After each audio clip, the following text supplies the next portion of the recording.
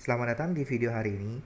Jadi hari ini kita bahas saham ASII ya. Jadi hari ini tanggal 24 bulan 6. Hari ini adalah hari bagi dividennya ASII. Jadi kita lihat besok ASII turun atau naik.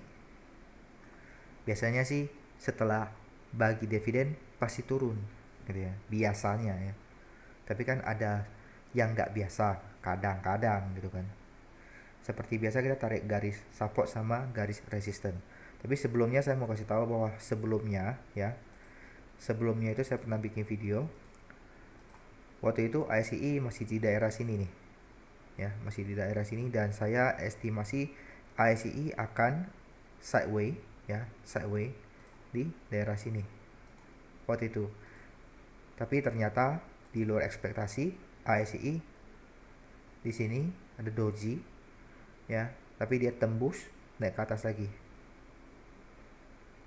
Tapi itu sudah masa lalu lah.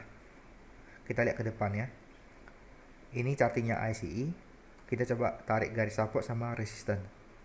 Kita sama-sama belajar. Kita ngambil support yang bawah sini, low-nya di 3220. Habis itu high-nya saya ngambil gap-nya sini di 5500. Ya. Di sini open-nya high-nya 5500. Jadi ICE ini di posisinya sekarang di sini. Ini ada gap. Nah, kita lihat apakah dia bisa naik lagi ya. Seperti kemarin gitu, naik lagi nembus 5500 dan tutup gap. Atau karena hari ini bagi dividen, besok langsung anjlok. Ya. Kalau misalnya Anda ikutin berita, masa pandemi ini kan nggak ada yang beli mobil tuh. Penjualan mobil kan anjlok berapa, 80%, 90% atau berapa puluh persen lah. Pokoknya di atas 50% anjlok lah. Ini harganya malah naik terus, ya kan? Naik terus. Alasan naik ini nggak jelas nih. Kenapa naik? Nggak ada yang bisa tahu kan? Kenapa naik? Apa karena dia jual permata? Jadi banyak duit, ya. Jadi nanti bagi dividennya kenceng gitu. Kan nggak juga kan? Jual permata bagi dividennya kan tahun depan. Nah, kita bantu dengan garis trendline coba ya. Ini kan pasti tarik ke sini nih. Kalau biasa saya tarik kan pasti titik sini hubungin ke titik sini. Atau titik ini hubungin ke titik sini. Terserah sih. Kalau saya sih di sini karena sini low-nya kan. Sini kan masih lebih tinggi. Atas gimana? Saya ngambil sini ya, titik tinggi ini. Saya tarik ke sini. Titik tinggi ini saya tarik ke sini. Nih. Hari ini dia mendekati trendline-nya ini. Besok habis bagi dividen anjlok nggak? Nggak ada yang tahu. Apakah besok langsung gap, turun gap gitu kan? Atau biasanya sih kalau habis bagi dividen pasti turun gap ya, gap PTBA gitu ya. Atau langsung kayak gini, 7%. 7% berapa ya?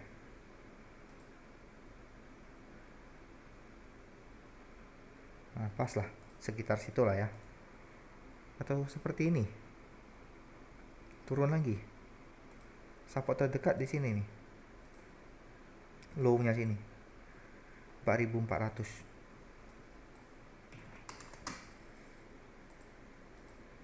Atau malah besok naik. Kalau naik dia tembus garis trend lainnya ini, misalnya naik ke 5500 itu ada 10%. Hari ini kan 5000 nih. Ya. Hari ini 5000 ke 5500 10%. Kalau misalnya turun, contoh dia turun ke garis supportnya lagi ya, 12%. Jadi apakah ASI sekarang bagus untuk masuk gitu loh? Kalau menurut saya sih enggak. Karena enggak menarik sama ICE. Untuk sekarang ini enggak menarik. Jujur enggak menarik. Lebih menarik yang lain gitu. Jadi kalau misalnya teman-teman mau beli ICE, ya silakan. Besok kemungkinan besar pasti turun, karena orang udah dapat dividen pasti buang saham. Tapi kadang ya, segala sesuatu itu gak ada yang pasti. Kadang walaupun orang udah dapat dividen, dia besoknya beli lagi kok, naik lagi kok sahamnya. Ada juga yang kayak gitu. Jadi di dunia saham itu nggak ada yang pasti. Lalu saya mau pesan bagi teman-teman yang trading, ingat pesan saya di dalam video-video saya sebelumnya, sering saya sebutkan bahwa trader itu nggak usah tiap hari trading. Ya, kadang kita butuh istirahat. Kadang trader itu ada satu masalah. Dia merasa charting ini bagus sekali, posisinya ini bagus sekali. Kalau saya nggak masuk, saya nggak beli, saya pasti nyesel. Nah, sifat kayak gitu itu harus dihilangin. Itu nggak benar tuh. Ingat bahwa kesempatan selalu ada. Nggak harus mesti yang ini harus saya beli gitu. Ya, kadang nggak beli naik dia, pas beli turun dia. Heran kan?